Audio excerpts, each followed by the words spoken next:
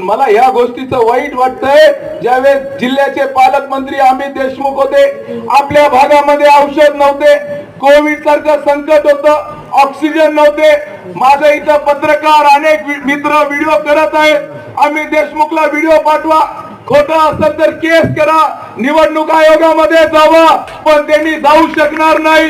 ज्यावेळेस कोविडच्या काळामध्ये औरंगाबादवासींना ऑक्सिजनची गरज होती, हॉस्पिटलची गरज होती, त्यावेळेस या गोष्टीला अशी फुली मारण्याचं काम अमित देशमुखनी केलं. साधं ऑक्सिजन सिलेंडर या माणसाने दिलं नाही. तो काय विकास देणार आहे?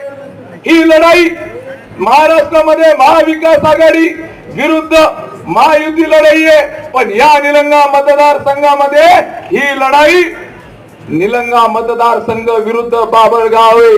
तुम्ही मतदान कुणाला करणार आहेत? निलंग्याला मतदान का बाभळगावला मतदान? निलंगा का